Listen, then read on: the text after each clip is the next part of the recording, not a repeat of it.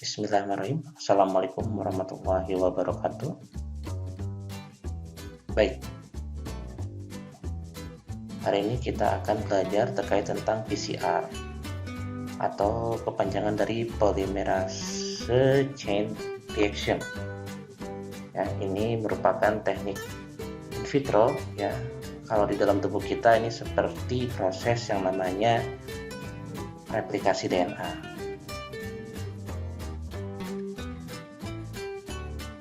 Oke, nah kita kenal ada istilah DNA, dekarboksilasi nukleik asid ya. Nah, PCR ini apa? Jadi PCR ini merupakan teknik replikasi atau penggandaan DNA secara in vitro ya. Jadi di sini kayak semacam tahapan-tahapannya. Ini ada kemiripan dengan proses replikasi DNA yang sudah kita pelajarin ya. Karena di situ juga ya, dengan satu template DNA itu akan digandakan. Nanti penggandaannya tergantung dari siklus kalau ini di PCR.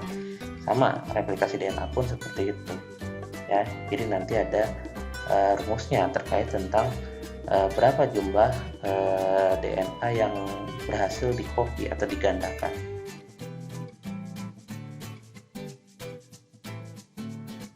Ya, seperti itu. Jadi ini in vitro, jadi ini kerja di lab, kita hanya menggunakan kayak semacam tabung ya, tabung ukuran kecil.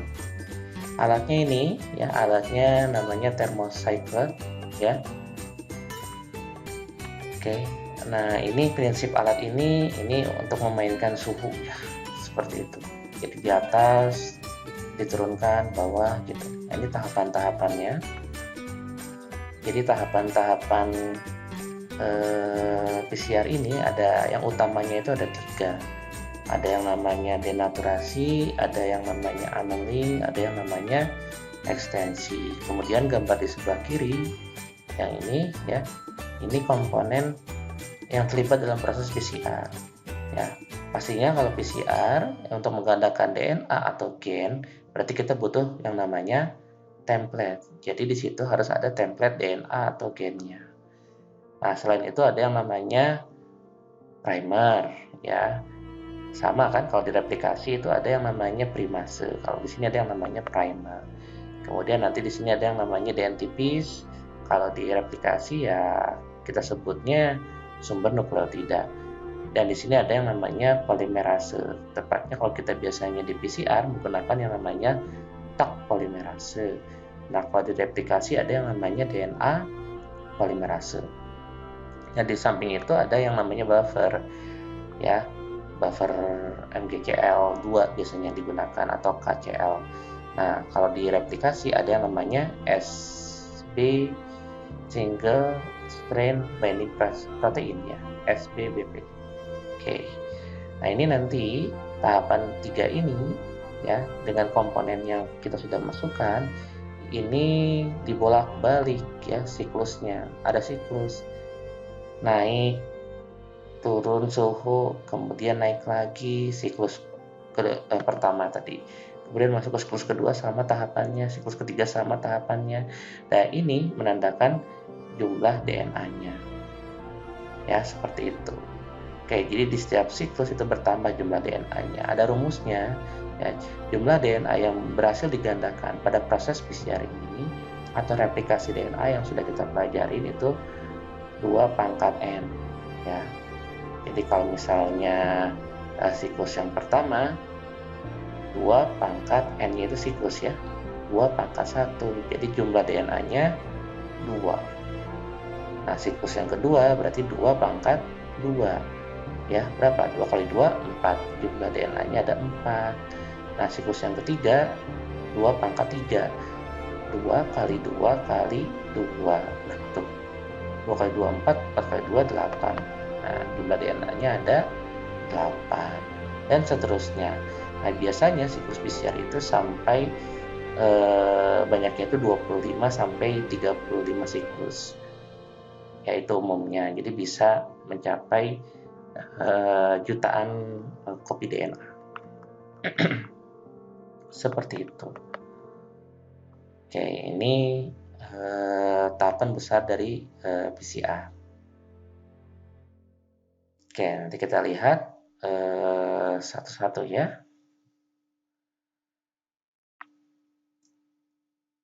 Oke, kita lihat tahap demi tahap. Yang tadi 3 tahapan yang utama ya.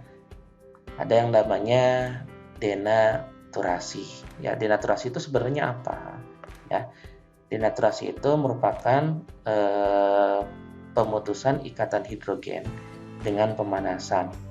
Ya, jadi alatnya disetting dengan pemanasan yang tinggi itu sekitaran 94 atau 95 derajat Celcius.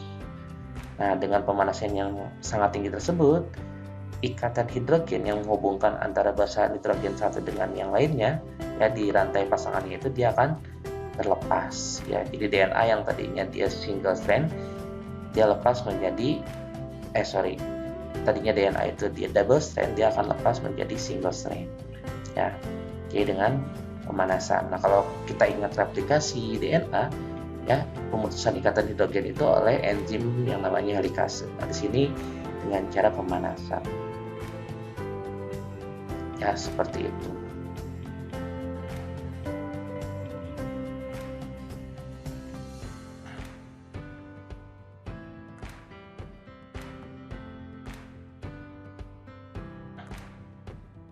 Oke, nah tahapan yang kedua ya itu ada yang disebut dengan annealing atau penempelan ya. Apa yang ditempel di situ? Nah, itu ada yang warna ungu ya, ini yang namanya primer ya. Jadi penempelan primer itu disebutnya annealing ya. Primer itu apa? Nah, primer itu sama seperti primase kalau di replikasi DNA.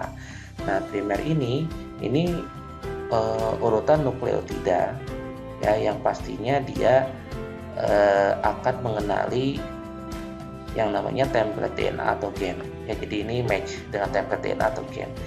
Urutan nukleotida yang akan mengenali template DNA atau gen yang akan kita amplifikasi itu disebut dengan primer. Nah, kapan primer itu nempel di cetakan DNA-nya itu pada tahapan annealing ya. Nah, suhu pada tahapan annealing itu diturunkan dari denaturasi itu sekitaran 94 atau 95 derajat Celcius. Nah, di annealing itu diturunkan ya bisa sampai 40 sampai 55 derajat Celcius. Itu suhu penempelan primer.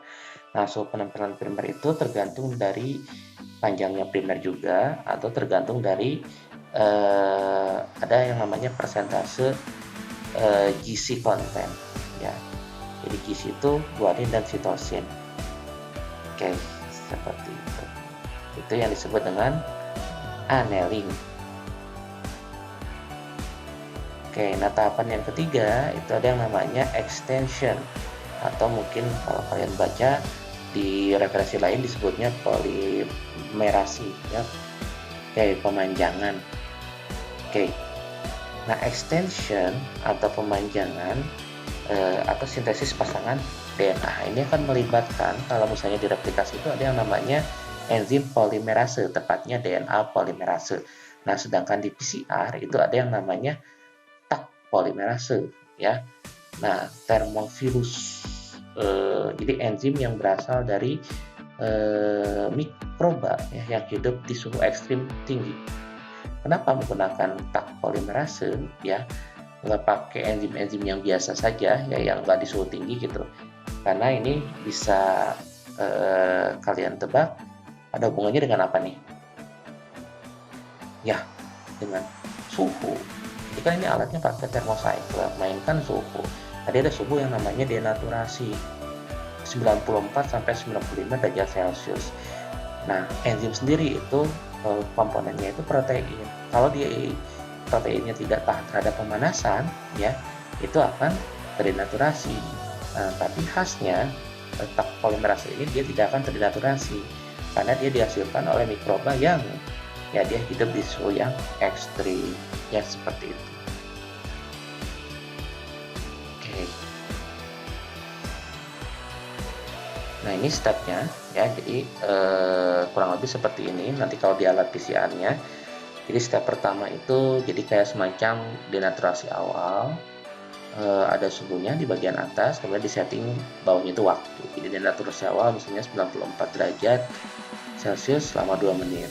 Step keduanya baru itu siklus ya, jadi 94 itu denaturasi siklus, 50 sampai 65 itu misalnya suhu annealing, 72 derajat Celcius itu suhu ekstensi. Nah, ini waktunya di bawah 1 menit semuanya. Kemudian di sini contohnya ini siklusnya 30 sampai 35 kali gitu.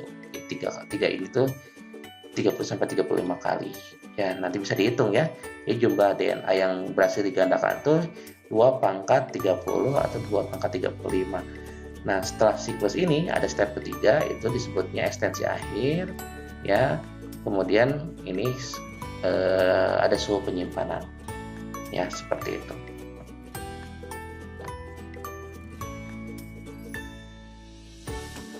Oke, jadi itu step PCR ya. Nah, ini ada komponen ya yang tadi kita sedikit sudah bahas ya, komponen PCR. Nah, komponen PCR ini ya, dia kita ulas aja ya, ulang lagi ya, jangan apa-apa biar paham. Dia terdiri dari beberapa enzim ya. Yang pertama itu ada Tak polimerase, fungsinya untuk mempolimerisasi DNA. Kemudian ada yang namanya primer, itu fungsinya untuk mengawali proses pemanjangan ya atau polimerisasi. Kemudian ada sumber nukleotida, itu DNTPS. Kemudian ada yang namanya template DNA, kemudian ada yang namanya buffer, di situ yang nggak dituliskan. Ya, buffernya itu MGCL2 atau KCL. Nah, ini komponen PCR-nya. Oke. Nah, yang kita bahas ya, yang untuk pertemuan ini itu ada yang namanya PCR gel base ya. Karena jenis-jenis PCR itu macam-macam ya. Dulu berkembang awalnya itu ada yang namanya PCR gel base agarose. Kemudian seiring berkembangnya teknologi ada yang namanya real time PCR ya. Dan yang terbaru sekarang ada yang namanya digital PCR. Udah macam-macam sekarang teknologinya. Nah, prinsipnya penggunaannya sama, tapi yang kita bahas sekarang ini yang gel base ya. Nah, gel base agarose, jadi enzim, template, dan buffer yang tadi kita bahas itu dibuat mix ya. Jadi kayak semacam campuran ya bersama dengan template-nya. Nah, si mix ini dicampurkan, kemudian nanti dimasukkan ke dalam tabung. Nah, tabung yang dipakai bukan tabung reaksi yang ukurannya 10 sampai 15 mili ya. Nah, di PCR ini tabungnya itu untuk mixingnya sendiri itu pakai tabung Evendov ya, cup 1,5 mili lah ya ukurannya. Sedangkan masuk ke alat ini itu dimasukkan ke cup yang lebih kecil. Itu ukurannya sekitaran 200 mikro ya, seperti itu, 0,2 mili. Oke. Nah, setelah di mixing kemudian kita masuk ke alat thermocycler PCR ini. Prinsipnya sekali lagi ini permainan suhu ya, denaturasi annealing ekstensinya. Kemudian setelah beres siklus dan akhir sampai penyimpanan tadi 4 derajat misalnya, itu nanti dikarakterisasi dengan metode elektroforesis gel agarose ya. Nah, ini ya, jadi nanti akan menghasilkan kayak semacam pita atau disebutnya band ya, seperti itu. Oke. Nah, ini prosedur ya, jadi prosedur PCR selengkapnya seperti itu. Oke, ini karakterisasi menggunakan gel agarose. Jadi di sini prinsip dari alat elektroforesis gel agarose ini menggunakan muatan listrik ya. Jadi muatan listriknya itu ada elektroda negatif, ada elektroda positif ya. Nah, si gel agarose sendiri itu dicetak ya, ada cetakannya ya. Kemudian ada penambahan warna yang namanya kalau dulu sih sebutnya didium bromide, ATBR kalau kalian baca di referensi. Nah kalau sekarang tuh udah macam-macam ya, jadi yang lebih aman untuk tubuh itu ada yang namanya CyberSafe yang terbaru kita pakai, itu ada yang namanya Diamond ya. Oke, jadi pakai pewarna si gel agarosnya, kemudian kita masukkan ke dalam chamber. Ini ada kayak semacam wadah. Nah chamber ini berisi buffer ya, buffernya ini jenisnya itu buffer TBE atau TAE. Nah di gel agarose itu sudah ada kayak semacam sumuran atau well. Nah sumuran ini fungsinya untuk memasukkan DNA yang akan kita analisis. Jadi hasil PCR-nya kita taruh di sumuran. Nah DNA yang akan dianalisis itu perlu ada pemberat yang namanya loading die. Nah setelah ditaruh di sumuran ini ya, nanti DNA bergerak dari kutub negatif ke kutub positif ya, seperti itu. Oke.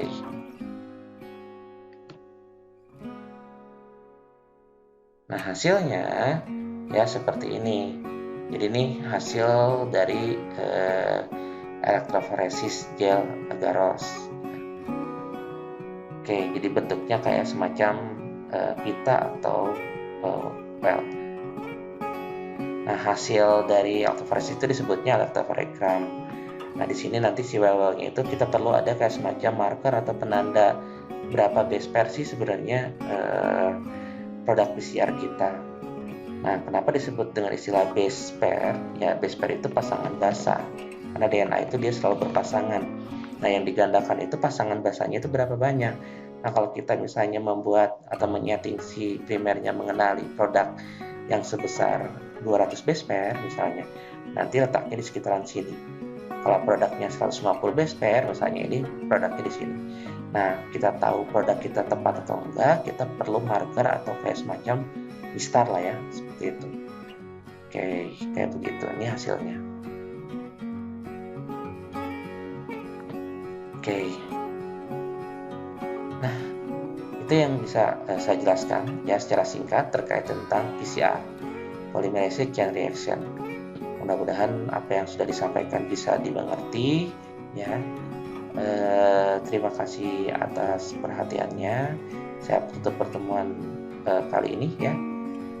Assalamualaikum warahmatullahi wabarakatuh.